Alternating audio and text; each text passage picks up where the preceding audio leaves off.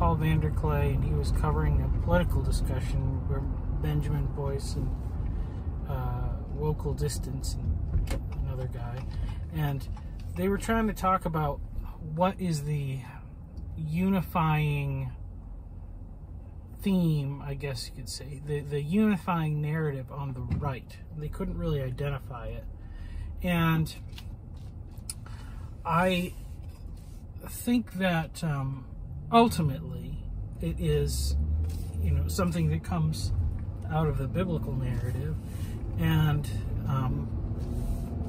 it's really a reflection of the heart of God. And this is kind of because I think that obviously collectivism goes too far in one way, and it devalues the rights of an individual. It makes every person a replaceable cog within a system. They don't have their own personal value. They only matter as they relate to the whole. And whereas America's traditionally been very individualistic, but there's a limit to that as well. And but I think that, so to say individualism maybe was, in a sense, it's like the libertarian unifying theme, but it's not quite the right thing. But it's a necessary part of it. And I was thinking about some books that I read lately that have affected me. And the first one was Andrew Peterson's book, The God of the Garden. And I feel like Andrew Peterson is one of these people that if I had discovered him like 10 years ago or 5 years ago or something, like my life probably would have been a lot easier. But God just didn't put him on my radar. And then after reading this book, which is, a lot of memoirs and things, it's a pure like confirmation that that he went on such a similar journey as I did, a few years ahead of me. And so that's the kind of satisfaction that I got in reading it, is that this is not like somebody else gets what's going on, where I'm coming from. But in this book, there was a really particular chapter that stuck out to me where he talked about the book The Yearling by Marjorie Kinnan Rawlings. And he had put off reading this book for a long time. He had heard that it was this great book, and the reason why is that it took place in Florida, like just down the road from where he grew up, where he spent his adolescence onward. And he had like a distasteful just memories of that place and living there and all this stuff. And he did not want to immerse himself in a fictional account of something that could take place in a place that he saw as the place of exile out of Eden. He viewed the town that he grew up as a younger child with a sort of Edenic quality, and saw Florida very much as the exile out of that place. So that that was his association. And of course, the beautiful thing that happened is that when he finally reads this book, is that God heals those memories of that place and redeems it.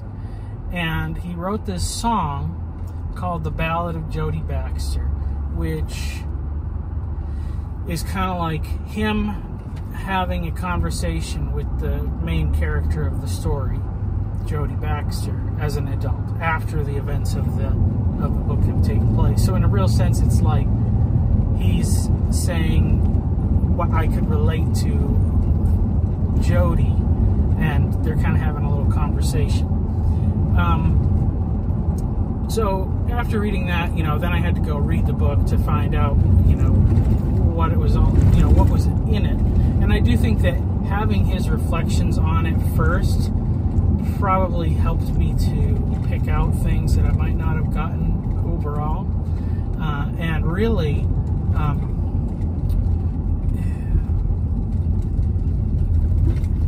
the image of the Father as a reflection of God's heart and God's desire for His children, which would be us, I guess you'd say, and then the longing in the Son's heart really stood out to me. And there's one line that I really remember is that Jody is he's an only child. His parents are older because they had several miscarriages, and finally he was the only child that made it or grew out of infancy. And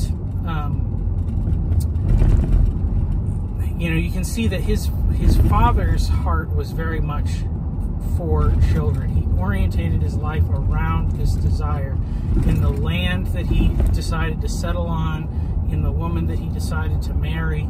Like, his heart and his desire was to be a father, which I think is unusual because that's not the way that,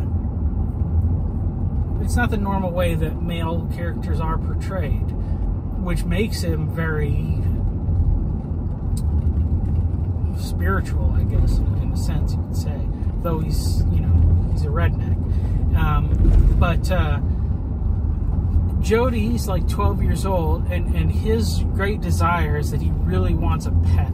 And he wants some sort of a pet. He's got a friend who's kind of disabled, and but he collects all these critters. His parents, his friend's parents, indulge him in this, and he's got all these different pets, just woodland creatures that he raises as pets. And there's one part where Jody just says that he just wants something of his own. And that's his desire to have a pet. And of course, the story is about how he comes to have this pet. It's a young fawn, and this baby deer is his pet, and everything comes from that. But the thing that stuck out to me was the way that he talked about just having something of his own.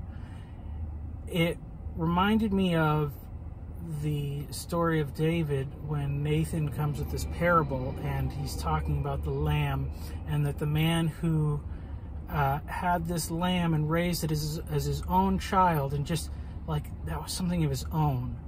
And of course, this is the thing that God is using to reveal to David his sin. And of course, David is a man after God's own heart. And that's something I think is tough to unpack. People have, thought about that in a lot of ways. And I think that really it's reflected in the sorrow that David feels. And I thought it was really interesting, this thing about this story of a lamb. Because then I was looking closely at the story of David, and thinking about it in the context of the yearling, and all the patriarchs and the stories of the Bible. They all kind of obviously have their points of similarity where we can kind of draw themes from. And I feel like most of the time growing up, you hear this story and you talk about like, Jesse showed Samuel 7 sons, and then he said, is there any more? And then they said, oh yeah, there's David, and he's out caring for the sheep. And we kind of think of it as like, oh, poor David, like his father didn't even think about him. Like we think, we sort of assume this thing that the preference for the firstborn is so embedded in all of these stories that obviously Jesse first wanted his firstborn son to be king, and that was the obvious choice. And then he goes, down the line, and of course, David's the last. But when we look at the stories of the patriarchs, we look at Abraham in his old age, Isaac, and then the son of promise, and his reluctance to give him up. ultimately he's willing to do it, and God intervenes so he doesn't have to. But that's his, you know, the love that a father has for a son is very much seen as that, like, that's the way they understood it, that last child was really a treasure. Of course, you see this in Jacob, in his first with Joseph, his value of Joseph, who he especially loves because it's the wife that he loves the most, but then later on in Benjamin, and then you see it in Judah, where he doesn't want to give up his youngest son for fear that he would suffer the same fate as the others. And, you know, I think, you know, it says in the next part, you know, the David and Goliath story, it tells us Jesse was very old. And so when we think about, like, a very old father and how he views a son, I don't think he was forgetting David. I think he may have been trying to protect David. He didn't, because he probably understood the nature of becoming a king and what that does to a man. And of course, in the Yearling, it's a really similar thing, because Jody's mother is always chiding her husband because he's letting Jody get away with all this stuff. And really, you see that in the same way that Jody, you know, just wants this baby deer as a pet, his father is trying to hold on to the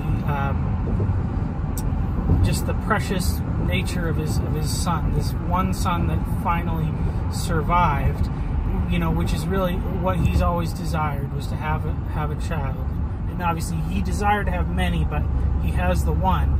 And he even says that, you know, at the end he's trying to protect him from getting his guts tore out, like happens to everybody, basically. And so he's trying to prolong his son's childhood. And I think that maybe that is what we see with Jesse and David. And of course, the way that he's doing that is that he has David protecting the sheep. And, you know, there is this dynamic. David is a warrior. He defends the sheep from wolves and lions and bears, and that's a similar thing in the story of the Yearling, where there's this kind of whole thing about how, like, Jody's thinking about, like, this is an animal at one moment, and then at another moment it becomes meat, and then there's, you know, dealing with these predators, and there's a bear that's a prominent character in that story, sort of a villain of sorts, and you know, and then David even says, or this is one of his brothers, talks about how he had these few sheep, and so and then when David's talking to King Saul, and King Saul offers him the first daughter in marriage, and he says, I'm not important, you know, like, I come from, you know, I'm not coming from this great household. And so, you know, though Jesse had many sons and he was very rich in that way, he didn't seem to have maybe an overabundance of material possession. And I think that even reveals where his heart was. His heart was not in gaining wealth, but in having sons. His sons were his treasure, and David was most of all. And so I think that, you know, some of that stuff kind of gets passed on. So when we have David being confronted by Nathan, and he tells me the story of this lamb, he immediately, you know, feels this rage. And I think that this is where he's reflecting the heart of God, that in the way that, you know, I think that he obviously must have cared for those few sheep. Jesse had these sons, and that was his great treasure, and among his, like, most loved son, he put him in charge of these few sheep. And these few sheep David treasured.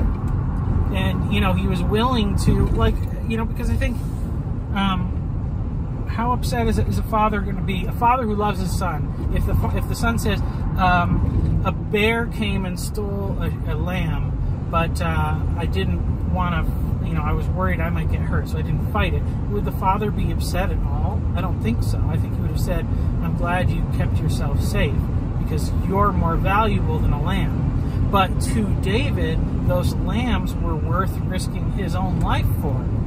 And I think that the interesting thing is that, Nathan uses this metaphor of the lamb because it's something that David could understand so clearly. And I think that in regards to what is the thing that we want, there's like a vertical aspect to this relationship between God, but God also wants us to have, it's very much a father and son thing, and there's a desire for the father to see his son grow and do all that stuff, and that's like kind of the vertical aspect of it. The horizontal aspect of it plays itself out different ways. It's obviously we now tend to focus on like a man and woman. A marital union is like this expression of that kind of like horizontal love, but it's also in brotherhood, which I think the sad thing is that you don't see, except at the very end of Genesis, when Judah is willing to imprison himself for the sake of Benjamin. Almost invariably, the younger brother is willing to sacrifice himself for the older. I think you could see that in when Cain attacks Abel. It says Cain attacked and killed Abel, which means that Abel didn't resist. He didn't want to fight back. Cain was willing to attack him, but he didn't defend himself. And of course, Joseph is that younger brother who suffers all these things. But that the younger brothers are always willing to sacrifice for their older brother, which I think if anybody has an older brother, they understand the way that a younger brother looks up to an older brother. And so obviously that was something that David understood. And David also understood friendship, because when it talks about his relationship with Jonathan, it says Jonathan loved David as he loved himself. That's the command that Jesus said is the greatest command, that you love your neighbor as yourself. So David had a friendship that was the ideal. It was the ideal. There was no problems with it. It's the best friendship you could have. And I think that he also understood it in this way of that David loved the lambs, and that's why that story, I think, resonated with him. And I think that what it showed him is that David didn't understand that a man could also feel that way about his wife, because that's how Uriah felt about Bathsheba. And I think that maybe you say Bathsheba was not innocent in that exchange, and in some ways Uriah is so idealistic, not wanting to. He loved both David and Bathsheba the way that God desires for all of us. He loved both David and Bathsheba that way that David understood loving a lamb. And I think that he also understood loving his children. And I think that God was revealing to him, like, this is how a man's supposed to love his wife. And that in so many aspects, David had that heart of God, but he didn't understand it on that one level. And then what stuck out about me, the most, is that it's this thing of God just wanting, this is what I was saying, the unifying love is. The unifying thing that I think the right needs to circle about is individualism for the sake of another, which is to say, like, I have to be my own person so that I can love somebody else and have that thing, that just that one thing for myself. And I think that's what you see even like in the garden, where God says all the other trees you can have but this one. And we just think, like, why? Because they weren't ready for it or whatever. But ultimately, that's what God wanted for himself, or he was going to take for himself. The knowledge of good and evil, he would have kept for himself if you know, in some way, if it could have gone perfect. You know, I don't think there was ever going to be another way, but it's one of the ways that God teaches us. And the same thing with Israel, that he wants one people for himself. He just wants one people for himself. And ultimately, I think that's the thing that God desires with each of us, is he wants each of us to be his one person, that we would be his alone, which is why David, when he realizes his mistake, he says, against you only have I sinned, because that's the greatest trust that he broke, was that fidelity to God. And so how does that become like a unifying thing? I think that, like, that's what we can kind of rally around. Is it's also connected to place, because of the right place, like in the book, you know, Ezra or Penny Baxter, this is obsession, but he picks a certain plot of land because that's the one where he's going to be able to raise youngins. That's his goal. And, you know, God picks a certain place that is Eden, and he picks a certain place that's Israel. And I think you can see that, like, in the tabernacle. The tabernacle is about place, where first you need to create those outer courts, because you need that place. And then within that, you can have, like, a holy place. And the holy place is all those relationships that we experience on the horizontal level: friendship, marriage, you know, all those things, brotherhood. And then, you know, in that holy of holies, that's the place of total fidelity. And, you know, we usually tend to put, like, marriage in that box, but it's ultimately got to be between the individual and God. And if the individual and God has that unique fidelity in their relationship, then we can have the beautiful, wonderful horizontal relationships that it relates to. And that's what I think is the unifying thing, that the right wing, the conservative cause, needs to rally around. And I think that was the best thing about the idea of America, is that it was creating an environment where people could have a land of their own, so that they could have a family of their own, and they could have, you know, a relationship with God of their own. But it's never meant to remain in that individualistic way. Once you have those things, then it's supposed to also spread out to the horizontal, and to those friendships, brotherhoods, families, and you know, nations and peoples and all those things.